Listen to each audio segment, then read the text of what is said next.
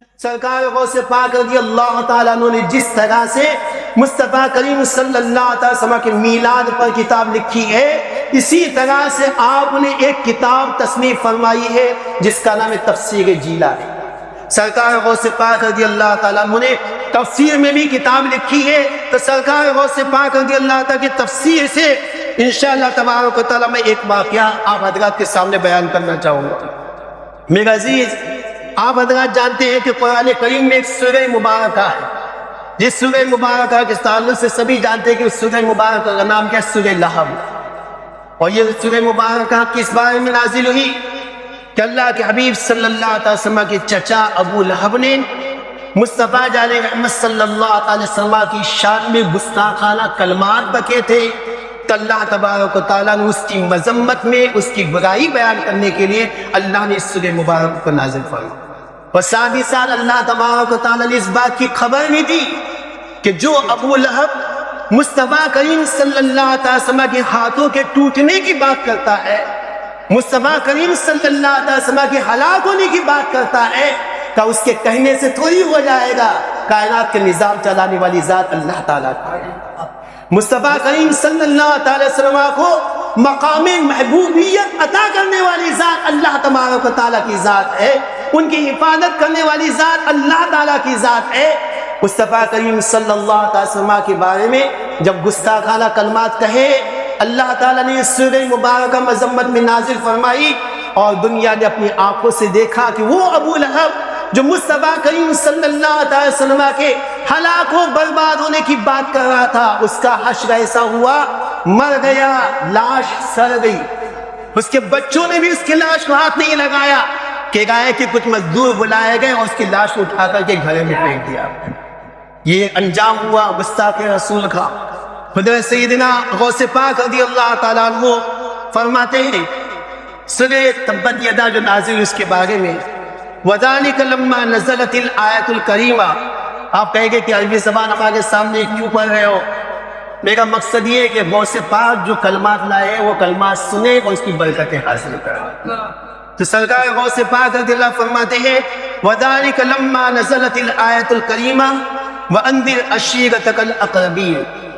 حدثنا ابو قریب محمد بن العلا حدثنا ابو اسامہ عن العامش عن عمرو بن مرہ عن سعید بن جبیر عن ابن عباس رضی اللہ تعالیٰ عنہ۔ یہ حدیث پاک مروی حضرت سیدنا عبداللہ بن عباس رضی اللہ تعالیٰ عنہ سے فرماتے ہیں کہ قال لما نزلت هذه الآية وأنذر عشيرتك الأقربين ورهطك منهم المخلصين خرج رسول الله صلى الله عليه وسلم حتى صعيد الصفا فهتف يا صباحا فقالوا من هذا الذي يهتف؟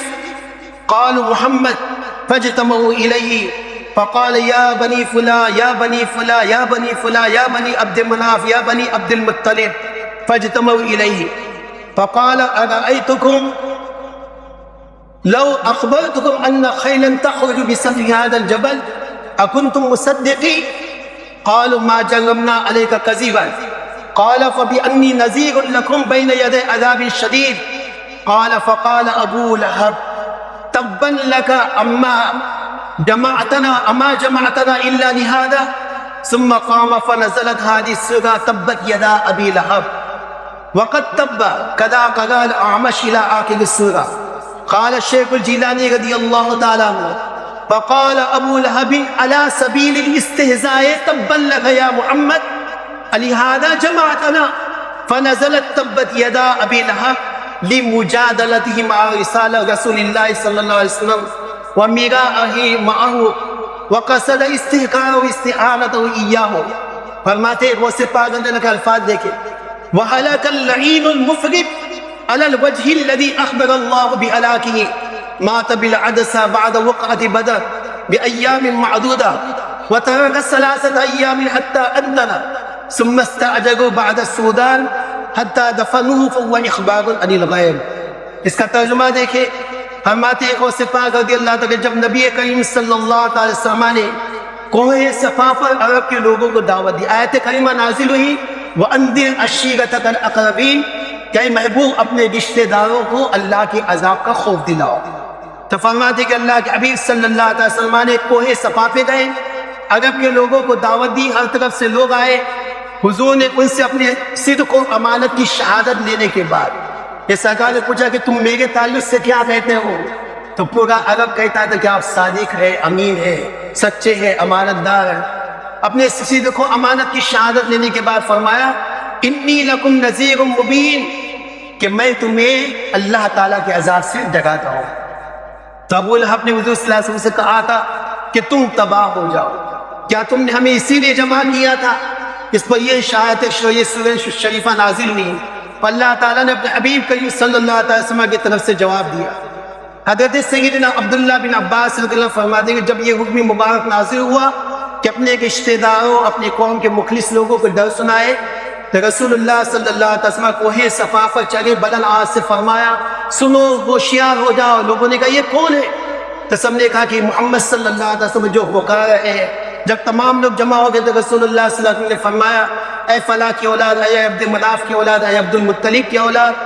پھر سب یہ لوگ قریب ہو گئے تو آپ نے فرمایا مجھے یہ بتاؤ کہ اگر میں تمہیں یہ خبر دوں کہ اس پہاڑ کے دامن سے گھوڑوں پر سوار ایک لشکر نکلے گا تو کیا تم میری اس بات کی تصدیق کرو گے؟ تمام لوگوں نے جواب دیا کہ ہم نے کبھی بھی آپ کو جھوٹا نہیں پایا، ہم نے کبھی بھی آپ کو جھوٹا نہیں پایا، آپ جو بھی فرماتے ہیں حق اور سچ ہی فرماتے ہیں۔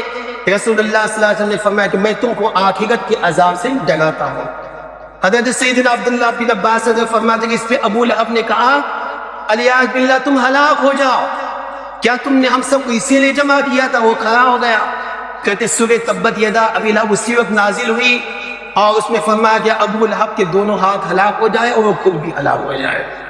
فرماتے حضرت سیدنا شیخ عبد القادر جیلانی رضی اللہ تعالیٰ عنہ کہ ابو لہب نے رسول اللہ صلی اللہ علیہ وسلم کا مذاق اڑاتے ہوئے کہا آپ ہلاک ہو جائے، اے محمد کیا تم نے ہمیں اسی لیے جمع کیا تھا؟ سورہ مبارکہ نازل ہوئی اس کے رسول اللہ صلی اللہ علیہ وسلم کے ساتھ جھگڑا کرنے، لڑائی کرنے کے سبب، کیونکہ اس نے رسول اللہ صلی اللہ علیہ وسلم کی توہین کی، آپ کو حقیر جانا۔ فرماتے ہیں غوث پاک رضی اللہ تعالیٰ عنہ کہ ابو لہب لعنتی مردود اسی وجہ سے مرا، ابو لہب لعنتی مردود اسی وجہ سے مرا۔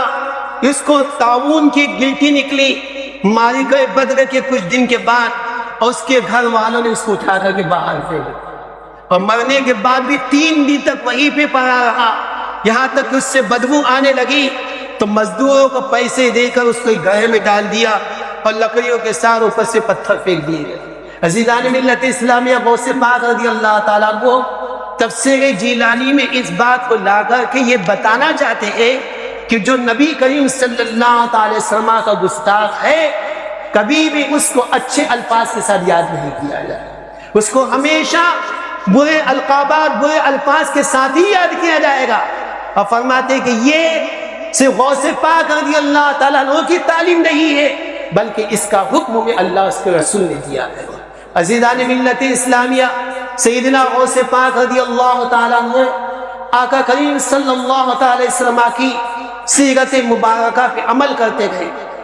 اللہ کے حبیب صلی اللہ علیہ وسلم کی شان میں کوئی کسی طرح کا اعتراض کرے، غوث پاک رضی اللہ تعالیٰ ہر وقت اس کا جواب دیتے ہوئے نظر آتے ہیں۔ سیدنا غوث اعظم رضی اللہ تعالیٰ عنہ دلیل سے جواب دینے کی بات آتی ہے تو دلیل سے بھی جواب دیتے ہیں، اور جب کرامت سے جواب دینے کی بات آتی ہے تو کرامت سے بھی جواب دیتے ہیں۔ عزیزان ملت اسلامیہ سیدنا غوث اعظم پیران پیر دستگیر رضی اللہ تعالیٰ عنہ آپ چلے جا رہے ہیں، محلے سے گزر ہوا تو کیا دیکھا کہ ایک عیسائی اور ایک مسلمان دونوں آپس میں جھگڑ رہے ہیں۔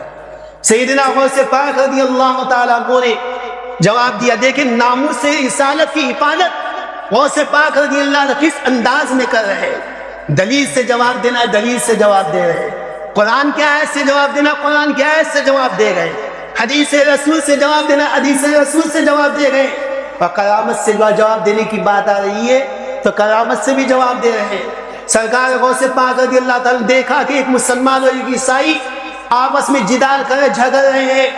سرکار غوث پاک رضی اللہ تعالیٰ نے پوچھا کہ معاملہ کیا ہے؟ مسلمان نے کہا کہ یہ کہتا ہے کہ تمہارے نبی اور ہمارے نبی دونوں میں ہمارے نبی عیسیٰ علیہ السلام تمہارے نبی سے افضل ہے۔ عزیزان ملت اسلامیہ ایک عقیدہ آپ حضرات ذہن میں رکھے کہ اللہ تعالیٰ کے جتنے بھی نبی ہیں، نبی ہونے کے اعتبار سے سب برابر ہے۔ ہاں اللہ تبارک و تعالیٰ نے بعض نبی کو دوسرے بات پر فضیلت ضرور عطا فرمائی، اور سب سے زیادہ فضیلت اللہ نے اگر کسی کو عطا فرمائی وہ ہمارے آپ کے آقا مصطفیٰ جان محمد۔ اللہ تعالیٰ نے آپ کو کل کائنات میں سب سے افضل بنایا، تمام نبیوں کا سردار بنایا، تمام رسولوں کا سردار بنایا، اور آپ اس کی تابانیاں دیکھنا چاہتے ہیں، امام اہل سنت رضی اللہ تعالیٰ کا رسالہ دیکھ لیجیے کہ میرے نبی کو اللہ تبارک و تعالیٰ نے کل کائنات میں سب سے افضل بنایا ہے، سب سے اولا و اعلیٰ ہمارا نبی، سب سے بالا و والا ہمارا نبی۔ کل کائنات میں اللہ تبارک و تعالیٰ نے سب سے زیادہ افضل کسی ذات کو بنایا ہے، ہمارے نبی کی ذات کو بنایا ہے، تمام نبیوں رسولوں کا سردار بنایا ہے۔ امام اہل سنت سے جب سوال ہوا، نبی کے فضائل کی بات آئی، وہ اشرف علی تھانوی ہے، جب میلاد مصطفیٰ میں بولنے کی بات آئی تو کہنے لگا کہ نبی کی فضیلت میں مجھے کوئی حدیث یاد نہیں۔ گستاخ رسول کا یہی معاملہ ہوتا ہے، یہ تو امام اہل سنت ہے، سینہ عشق مصطفیٰ سے بھرا ہوا، محبت رسول سے بھرا ہوا ہے، غوث اعظم کی عقیدت سے بھرا ہوا ہے۔ فرماتے ہیں کہ احمد رضا لکھتا ہے تو سنو کہ یہ قلم کا معاملہ یہ ہوتا ہے کہ احمد رضا کی حیثیت قلم کی ہے، چلانے والی ذات غوث پاک رضی اللہ عنہ۔